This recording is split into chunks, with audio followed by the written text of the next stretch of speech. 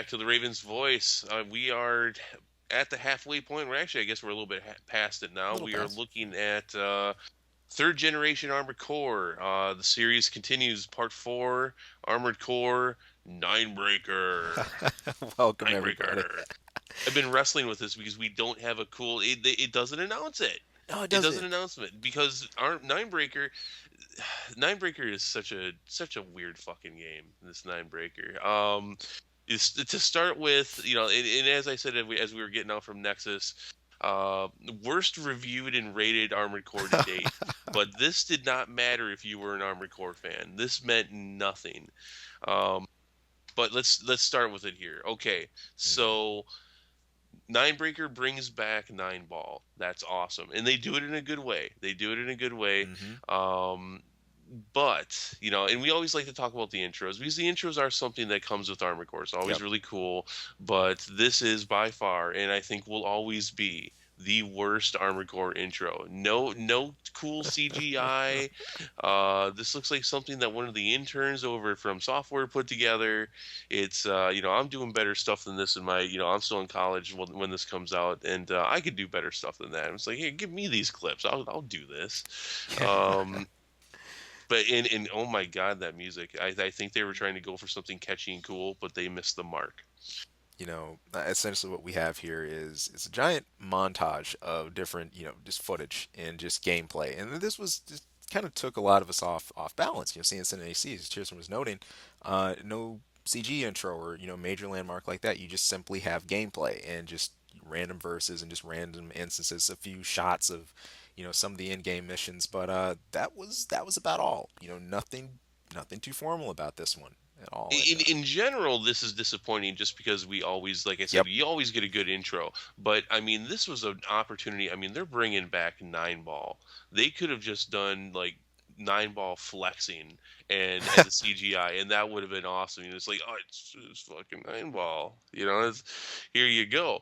But no, they don't do it. Perfect opportunity to really just put a spotlight and a shine on a game that's already going to put a spotlight and shine on the AC that they just won't give the title as the staple if there's ever going to be one.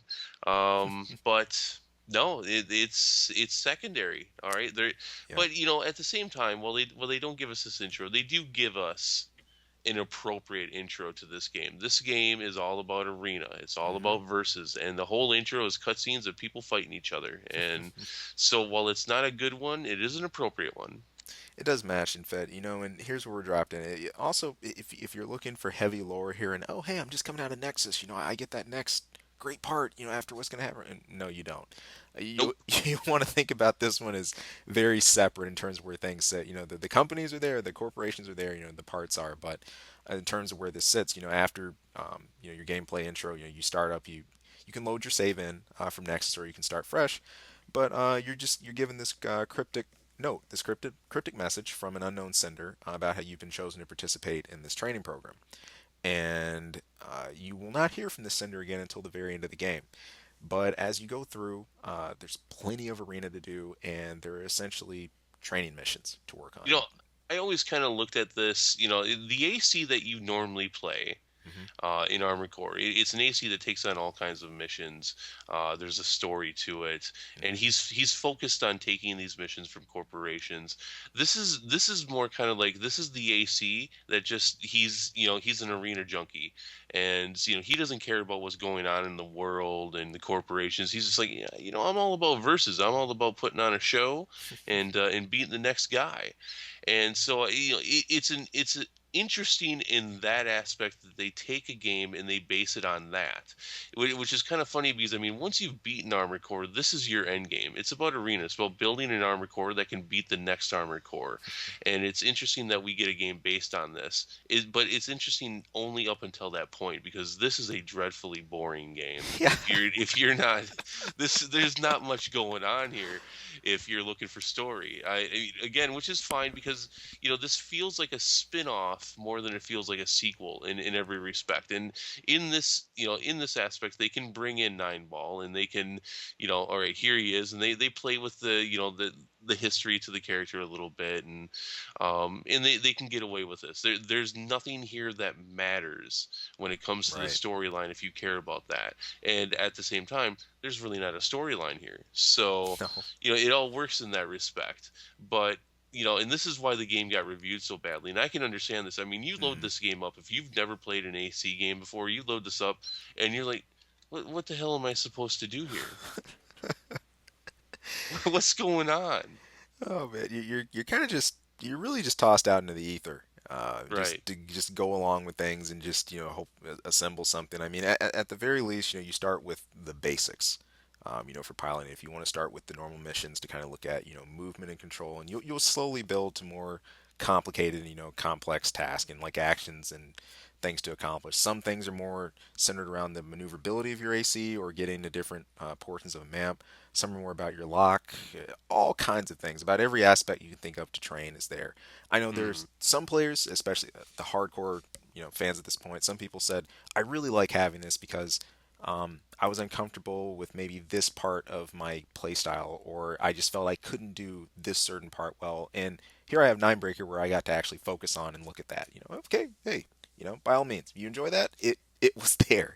But looking at it and where we were for AC in the community during the time, uh, things were in a pretty good boom. I think both right. for tournaments, for Kai and online, we had a good chunk of people that were participating in Kai, not just like spotting on Saturday or on the weekends, but no, like throughout the week, you could stop by and catch matches.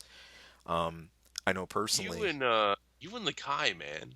Yeah, no kidding about Kai. It was fantastic. It's because the other communities, ACO, ACG, the others who were around, this was a spot where we could all gather and connect and go play. And we could finally stop talking about set designs and actually demonstrate some of the data we gathered in our designs. And just a blast. I know, for myself, between Kai or prepping for the next ACMM event or, going to a free play gathering or playing someone else local, there was tons to do outside of just what was in Ninebreaker. So, You say that though, and I do have to, this isn't about what this series is about. This is about right. the games. But I mean, and there was a big boom, I think, for Ninebreaker.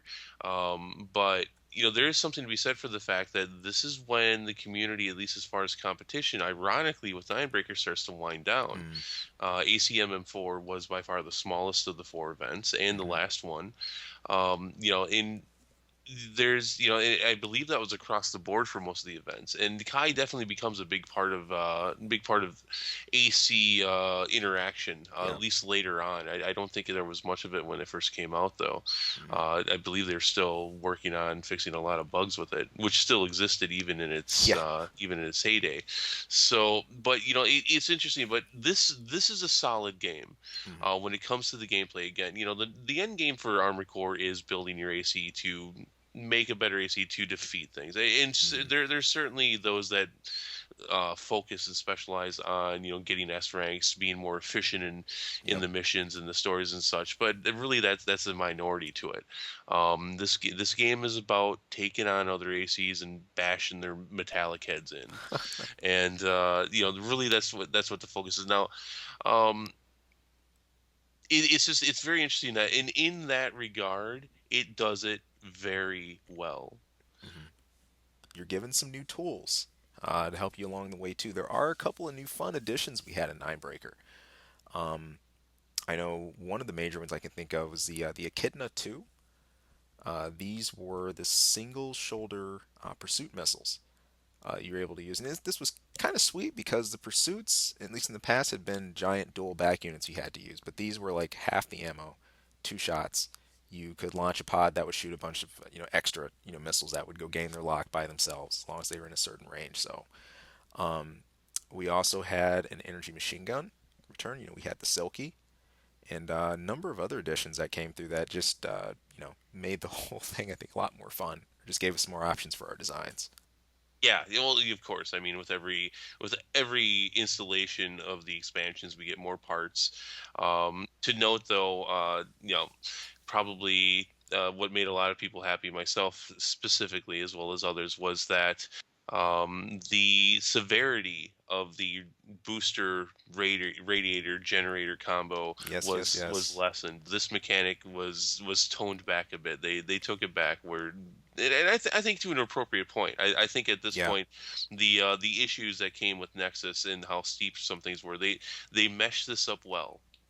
They did. We as we were talking about in our last podcast about how, we were introduced to the new the heat mechanics in Nexus and how, of course, that affected energy and really the lack of energy we had floating around in Nexus in general. Ninebreaker took steps to correct some of that. There was more energy available. The heat wasn't quite as restrictive as it was in Nexus, so you could really push and branch out a little more with your designs. We got more mileage, I felt, out of what we were given and what we had, which was like, oh my goodness, breath of fresh air. That took really the parts we had in Nexus and allowed us to expand even further with designs and builds. Um, the needs for things like the whole backdoor method and things like that. That really started to take a break on the pole and just kind of go down because that was no longer the focus. And so things move more towards freedom for engagement, freedom of movement. So welcome. And I know this was a point where I really started to look and pick up some of my old quad concepts and bring them back into something that I would really really enjoy playing, even going into LR. Also, too, this just goes along with addition of parts. Before I just touch back on the heat mechanic, we had a very very powerful bazooka that was out during this point called the BP. This was compared in some cases to a solid version of the Carousel. It hit very hard. It had solid velocity. It had good accuracy to it. It was just a really, really balanced weapon. Now it was heavy. It's very heavy, but the endurance of it was just really, really impressive. And if you had the weight for it, if you could support it, worked wonders. It was really, really powerful. We any options that opened for us in Nexus were still there. You had the hanger cores, the more stat centric cores if that was the direction you were going. Your overboost with hangers, your EO, all those things were still there. And there were some that parts we even had to cause a lot of controversy. People did not. A lot of people who played a lot didn't dig the E2 core. Very very powerful solid core that shot solid rounds. Is Here we go. extremely accurate. There was a lot of hot debate over the E2 core. I think one of the best terms that I heard referred to it was free damage when people would talk about this part. But that was really one of the few major spikes that came up. And, ECMs were still being talked about during this time. We said last podcast as well, we had things removed. We lost the Crow extensions. We didn't have Op-I anymore, though our CPU opponents could cheat all day with it. But, ECMs had become more viable in a way, but they were still in it. They either work or they don't. They weren't guaranteed, tickets to instant success. But it was neat because we did see those pushed a little more just because of how they changed. In the past, it was just they were, there and they did their function, but they were more noticeable. It felt Nexus, especially going into Ninebreaker. So the way all these parts, kind of came together and worked and played with one another. What was interesting was, uh, in terms of the new mechanics, like how they alter, the heat and energy. I don't think there were huge, huge impacts on that. Like, e.g., using the BP, so I'm just going to go burn anybody I want. Well, no, it was a high attack weapon and whatnot, but it didn't necessarily morph something or just completely bust, the way the energy or the heat and everything was sitting. So much more balanced, many more options, and I know I was really appreciative of all that. A couple things about Ninebreaker. Because this is using Nineball Hmm. in the game, it plays on the original Armored Core universe, which spanned through Armored Core, obviously up until Armored Core 2 Another Age. This confused people, and there are definitely people in the community that try to link this all together or try to piece things, whether or not they really should be together or not. Hmm. Again, this is Ninebreaker, which, if you didn't catch the reference, this is the ninth game for Armored Core, Hmm. and so it's also Ninebreaker. Little play on words there. That's cute. Um, again, it's more of a spin-off thing, and it does imply that maybe these worlds are all kind of tied into one, but I really. this bugs some people. Yeah. It bugs me only because some people go batshit over this, and I've never understood. I've never understood it. I mean, the story for Armored Core, in particular, if any other game, this one is just an afterthought in most cases, Yeah. and so this, Ninebreaker implies that these are all the same world, and they're not. They're not, guys. But this is, again, the Ninebreaker is a spin-off from the AC3 Hmm. story that starts with AC3 and goes all the way through into the Last Raven. Um, but interesting because this brought up that debate.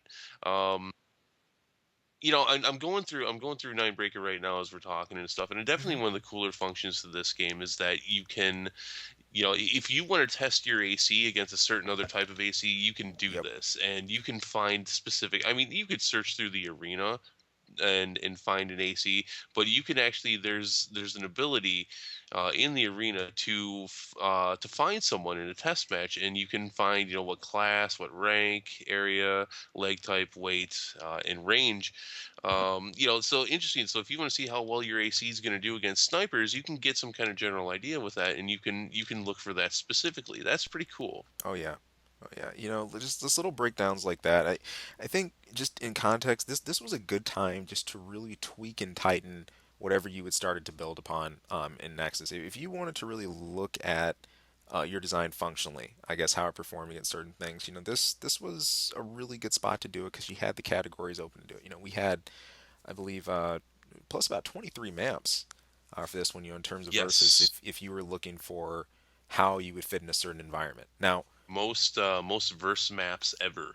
yeah, which is cool for once. And bear in mind, though, some of those maps were insanely constricted, really, really tight. I'm looking at a barn arena specifically. That thing felt like a cube with some structures scattered throughout, and then you had the glacier that you fought on, the ice cap. That was another very tight map. So some were really restrictive. I think for AC as a series, this is probably where we had, I'd argue, I think the smallest maps that have been introduced. Later, we'd have small maps as well, but not quite to this degree, like Barn Arena Hmm. or something like that. Barn arena, barn arena. Let's go down to the barn arena. Well, I'm telling you, all I was missing was the doors. That place was ridiculous, and it was just messy. The way I hated that. Now, I I don't like the smaller arenas very much, but no, there was a variety. There was plenty of there was. variety, and so there's a place for small ones, and as long as there's some big ones too. That's what she said. Oh my. Yeah, that happened. Speaking of maps, there were some maps that we had that were, I think, a good blend of, Mm. like close quarters and enough room to kind of move around in with obstructions. Ruin comes to mind. And while there were a lot of things in your way, there were things in the ground, you still had a large central area to maneuver in, and then you could kind of, spread out to the other two sides of the map. The spaceport was similar. There was like a parked spacecraft, and there was another bay that was empty. So, you know, part of it, these maps, I think these maps had deceptively had more room than what they appeared. I think some of them we thought of as, oh my gosh, that's so small because, well, there were a lot of obstructions in certain areas or things that felt like they interfered. But if you made use of your space well, you could you could get enough mileage out of these. Absolutely no problem at all. I'm looking at this. I was heading into verses to look at some of the maps that Yep. you're talking about, and I'm noticing that there is a network section here for Ninebreaker, Hmm. and I think if I remember that really, they left that in, Yeah. but we had no ability to Yeah. use it. That is Such a such a tease. that no, I was gonna say dick move, but okay, we'll go with tease. In fact, let's go with both. That is a tease, and that is such a dick move. It It is. is. I'd forgotten about that. It really is. If there was ever a feature here that's just had blaring online in our faces, well, there you go. But we didn't have official connectivity with it. This was fantastic for Kai's sake. That you had your sub menu, your breakdown for it. But yeah, again, if you weren't using Kai, that was still a far cry. So Yeah. Wow. something interesting, and we'd never had this before in one of the games. And against there's no reason for it. Although I think that it still would have been kind of cool for there to be credits. There's no credits in the game. There's no money. This is cool to the point of you don't have to buy stuff. You don't have to pay for tuning. But still, it's kind of nice to see some kind of reward, even though it's worthless. I mean, it still would have been nice to see some kind of reward in the game for what you're doing. Hmm. You know, the I guess for reward factor, I think most people just shot for getting their ranks on the training missions, at least as best they possibly could. Or catching those because some of those, would depend on, unlocks or things you could get, part wise. And I think um, that was a focus. Most ACs come to a point where you're not paying a whole lot of attention to your cash at Yeah. all. Well, yeah, that happened. Yeah, once you build to a certain point, but the focus was different here. You're on this path going through increasingly more complicated training missions until you're meant to reach your ultimate training mission, and that's your battle against Nineball. Now, one thing Ninebreaker did do is give me a chance to kind of back up and just think about just the mythology of the Ninebreaker term, right? It's we hinted at earlier. The Ninebreaker was that name given to the pilot who made it through the top 10 in the arena. You broke through the Mhm. rest, and now you've become number one, the top ranker. And besides being the ninth game in the series and everything else, and having the nine ball focus, it was very appropriate in that regard. So Mhm. I gotta admit, I think I was expecting the whole nine ball appearance to be something a lot more dramatic, based off of like ranks nine all the way up through the top, and there'd be a special appearance and everything. But no, this was actually a mission, quote unquote, battle, if you even want to call those missions. It was your final training simulation basically, and there are a number of obstacles to go through before it. You want to make sure you had your AP topped off pretty well to get through the enemies you could without taking tons of damage. Really, just fields of MTs. And you got a simple good luck after hopping over a wall that you jumped platforms for, and you landed, and then you saw him, Nine Ball, Yep. and at least the new custom Ninebreaker version, and pretty slick. Had his own dynamic entry and everything else, and he's sporting a few things a little different. He's got the classic grenade launcher that's still there. Mhm. He's got his missiles. He's using micro missiles, might I add. I'd said major Oh, you and props. the micro missiles. Go ahead and Yes. why don't you marry him? Marry Oh me, man, micro it's missiles. marriage You and the material. I'm micro. telling you. But he had the micros, and he had a linear rifle that now, of course, don't expect these to be matched to your stats or what you could do. Each of these parts were specifically amped up. And I think one of the major things at this battle that I noticed was the really erratic movement pattern Nine Ball would have. It was, as we know, the original Nine Ball unit. It's not like he had an overboost or any function like that. It was the normal ECL1 core. But his movement at some phases, especially just during midair, the speeds would pretty much exceed an overboost. The way he'd relocate and just move to another side. It was really funny seeing this from a basic booster. So uh, kind of erratic. Again, he had a lot of air time, a lot of hang time. Would really come at you hard with the grenades and everything else. And the linear rifle stung you pretty quick Mhm. too. So I guess one part here that you didn't have to worry about was being assaulted by a flyby attack. This was not Nine Ball Seraph, okay? You're fine with that, and you didn't have to deal with getting the blue blades. Although he did have a blade, you had to watch his melee. You had to watch that because that would deal a very very potent chunk of damage to you if you weren't Mhm. looking. But I thought this one was fun. Out of things replayed during Ninebreaker, I actually probably enjoyed this battle more than a lot of the ones in the arena, Yeah. and it was fun to just go back. It's Nine Ball. It's Nine Ball. Finally, I have not seen you Yeah. since another age. Yep. Yep.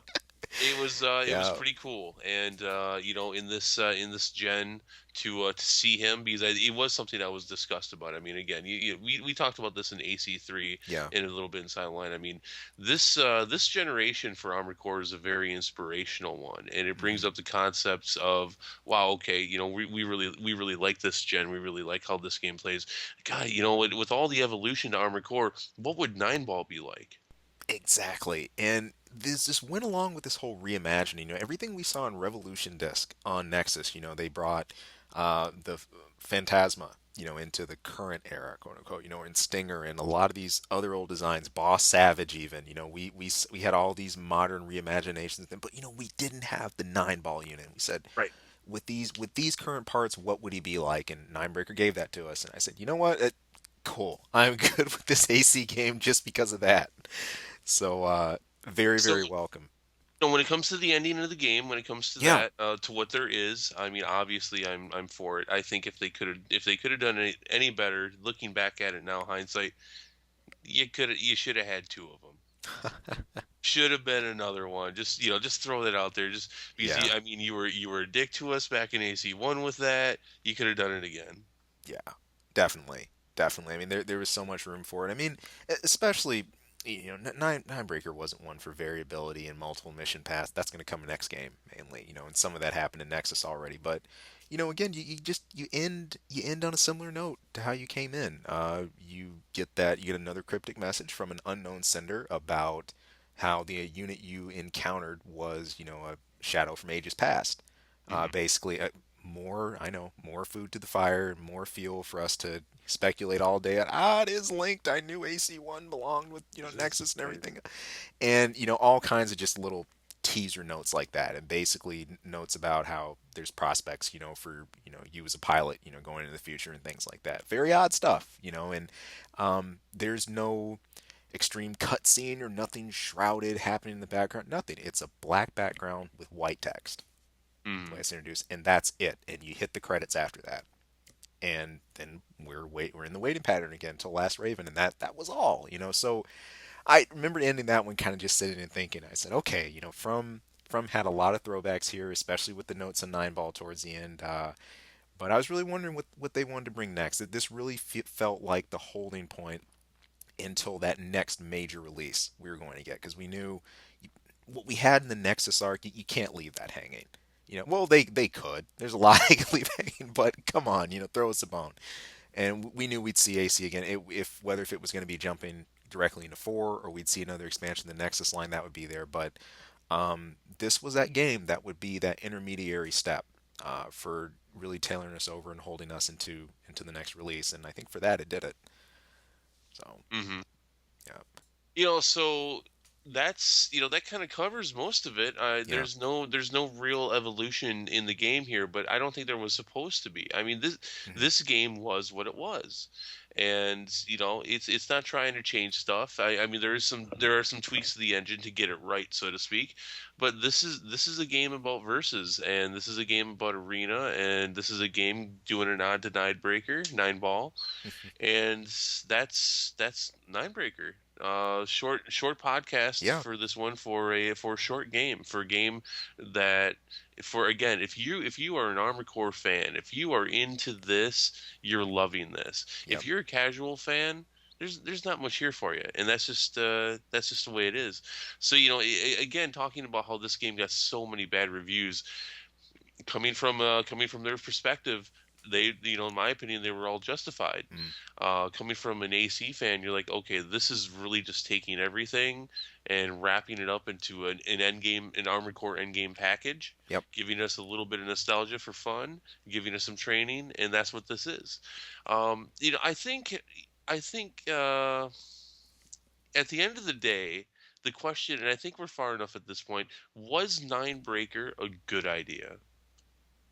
Was it a good idea for the AC series? I mean, some of it's tough because we can't see the internal development cycle for From Always. Part of me says at least I have a better stance on that, like standing back in the past, like before 2006, like knowing when LR was going to come out, for example, if that would have been a good speak for the series. But the big fan side of me, what it says as far as what it did, you know, for me it's Armored Core, and I say yes. It's not a storyline expansion by any means, but for the context and where it fit, I think it's a definite nod, especially the way it sets up Last Raven. Ninebreaker allows Last Raven to be the tenth creation works. It allows it to be that 10-year celebration of Armored Core, 10 years worth of AC in one game. Hmm. Whereas for number nine, you get that direct nod to Nineball. If anything, it's really from just kind of doing their kind of funny play on things, just giving Right. Nineball his due respect. And in that, I'll take it. Would it have been cool to see, a greater story arc or some standalone developed? Okay, maybe, but for what it was, yes, I'll take it due to From's history and the way they love to, relive their classic elements. So, Again, but this is us coming from, you know, hardcore fans of the series. What we do see and what is an inevitable and unshakable fact about Armored Core and the community at this point is the community starts to die with Ninebreaker. yeah, things start to things start to taper down a bit, and just kind of tone down, and some And I think things. that's why this is an important question. Yeah, I think some people were feeling the blues with the third gen blues, I call it at this point. We've seen this selection of parts quite a bit by this Hmm. point. This is our third, Fourth. fourth, total game, but like third expansion into this stuff. And Oh, okay. right, right, right, Okay, I right. see what you mean. But we've sat with this part pool, for like you're saying, for 4 games total, and you can rename it so many times. You can flip stats and everything like that. But I think a lot of people are wondering, myself included, where to with AC at this point? Are we actually going to stop even longer and hover over this same line? Are we going to get any major changes? You know Hmm. that rocks. It's funny because that rock steady engine that we were so into and that we just really praised going for AC3 and SL, it's showing its age around It this point. is. It You is, know, and it can't. And I think Ninebreaker was a sign of seeing it can't carry the weight of the whole series. no. If there is anything pointing at the Twilight Years for 3, here it is. This definitely shows us that we're going to need something else in Armored Core that's really going to engage fans to get us into it. To innovate things. And I think our next step we're going to take with LR sure tried its darndest. Introduced the branching paths and so many other extra elements, but that still can't be avoided. I think no matter how many extra parts you add on to it, there's still going to be, I think, the fan base at large that wants AC to continue to expand and to grow and to Mhm. keep us engaged. We just didn't see that with third gen, at least at this late in the phase in third gen. Right, So right. So I guess something to talk about on the forums. Debate it. Was Ninebreaker a good idea? I think it depends on your perspective, and I also think it depends on individual perspective of not just being a fan or not being a fan of the mm, series, but also the individual perspective of the person. I mean, obviously, some people stepped away at this point. The interest just wasn't there, or no, maybe they felt that the game itself ran its course for them. Obviously, a lot of others disagreed. Yeah, but interesting question. yeah, Whenever I think of those, I like to just throw them out there, even if they don't even have a good answer, because right I'm on. I'm weird like that. So, all right, so that's gonna do it. Yeah. So, the part four of this series. So obviously that means number five, the last one, the Woo. last Raven will be coming out next. A lot here, and for me personally, I need to take some serious time and really just make myself familiar with Last Raven again. Mm. It was the game out of this gen I spent the least amount of time in, so I've got lots of homework. This guy, however, could probably recite everything about that game without even taking a look at it again. To this day, Last Raven remains my favorite Armored Core out of the entire series. It's the one that I definitely played the most, had the most investment in, and just really just had just the most sync with. So much to enjoy here. Again, the major point coming into this, we're going to preface this with, is 10 years of Armored Core compressed into one game. You're going to see it all. Flashes of one all the way up to current. It's all here. Plenty of parts, crazy selection, lots of things with the story. We're going to get into all that on our last retrospective we're going to go into next podcast. But that'll be coming. And also, I have some fun links for you guys. These web spaces should be up, but Last Raven had a pretty fun promotional campaign to it as well, specifically on the JP side. But some special soundtracks, some a couple of symphony orchestral accompaniments and some fun promo ads and everything. So see if I can find those things, get them linked up. But for this week's discussion, I'll be sure to place that in the description on this video if you're looking to discuss Ninebreaker, share your opinions. Don't forget, you can email us at ravensvoiceacl@gmail.com, and don't forget to stop on by Armored Core Legacy for discussing AC. All right, that's gonna do it. So we will see you guys next week. Have a good weekend. Take care.